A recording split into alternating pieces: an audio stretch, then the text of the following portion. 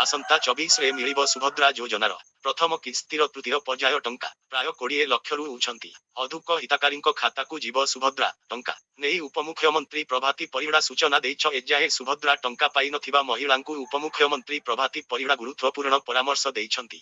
गोटिए account सह गोटिए mobile number link पाई परामर्श देइछंती। उपमुख्यमंत्री प्रभाती परिड़ा कहिछंती प्राय 5 लक्ष आवेदनकारींकर बैंक सह लिंकेज होइनी। बैंक अकाउंट आधार मोबाइल नंबर मध्यरे समन्वय नाही।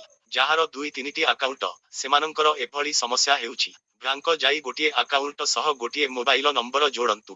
24 ତାରିଖରେ ବାକି ଥିବା ହିତାକାରୀଙ୍କୁ ଟଙ୍କା ମିଳିଯିବା କଥା। କେହି ବଞ୍ଚିତ ହେଲେ 24 ତାରିଖ ପରେ ଗାଁ ଗାଁକୁ ଯିବ ଟିମ୍। ଅଙ୍ଗନବାଡ଼ି କର୍ମୀ ବ୍ୟକ୍ତିଗତ ଭାବେ ଯାଇ ଭେରିଫିକେସନ କରିବେ ବୋଲି ଉପମୁଖ୍ୟମନ୍ତ୍ରୀ କହିଛନ୍ତି। ପ୍ରାୟ 40 ଲକ୍ଷ ଆବେଦନକାରୀ ସୁଭଦ୍ରା ଯୋଜନାରେ ସହାୟତା ପାଇବାକୁ ଅପେକ୍ଷା କରିଥିବା ବେଳେ କେମିତି ପାଇବେ ସେ ନେଇ ପରାମର୍ଶ ଦେଇଛନ୍ତି ଉପମୁଖ୍ୟମନ୍ତ୍ରୀ ପ୍ରଭାତୀ ପରିଡ଼ା। ଆଇ ବହୁ ଆବେଦନକାରୀ ବିଭିନ୍ନ କାରଣରୁ ବାଦ ପଡୁଥିବାରୁ କହିଛନ୍ତି ପ୍ରାୟ 5 ଲକ୍ଷ ହିତାକାରୀଙ୍କ ଆଧାର କାର୍ଡ ବ୍ୟାଙ୍କ ଆକାଉଣ୍ଟ ସହ ଲିଙ୍କ ହୋଇ ନଥିବାରୁ ସେମାନଙ୍କ ରେଜିଷ୍ଟ୍ରେସନ ରଦ୍ଦ ହୋଇଛି।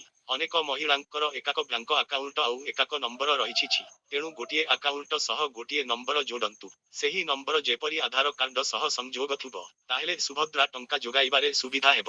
ସରକାରଙ୍କ ସୂଚନା ଅନୁସାରେ ପୂର୍ବରୁ 2,67,000 ଆବେଦନକାରୀଙ୍କୁ ଆବେଦନକୁ ରଦ୍ଦ କରାଯାଇଥିଲା। ଆଇ ତେବେ କେଉଁଠି ତ୍ରୁଟି ରହିଲା? ସେମାନେ ପ୍ରକୃତରେ ଯୋଗ୍ୟ ନା ଅଯୋଗ୍ୟ ତାର ଯାଞ୍ଚ ପାଇଁ ରଦ୍ଦ ତାଲିକାକୁ ବ୍ଲକ ଅଫିସକୁ ପଠାଯାଇଛି।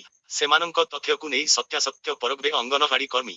ଯେଉଁମାନେ ଯୋଗ୍ୟ ହିତାଧିକାରୀ ସେମାନଙ୍କୁ ସୁନିଶ୍ଚିତ ସୁଭଦ୍ରା ଟଙ୍କା ଯୋଗାଇ ଦିଆଯିବ ବୋଲି ପ୍ରତିଶ୍ରୁତି ଦେଇଛନ୍ତି ଉପମୁଖ୍ୟମନ୍ତ୍ରୀ। ପ୍ରଥମ ଓ ଦ୍ୱିତୀୟ ପର୍ଯ୍ୟାୟରେ ପ୍ରାୟ 60 ଲକ୍ଷ ହିତାକାରୀଙ୍କୁ ସୁଭଦ୍ରା ଟଙ୍କା ମିଳିଛି। କିନ୍ତୁ କୋଟିଏରୁ ଅଧିକ ମହିଳା ଆବେଦନ କରିଥିବାରୁ ଆହୁରି 40 ଲକ୍ଷ ଆବେଦନକାରୀ ଅପେକ୍ଷାରେ ରହିଛନ୍ତି।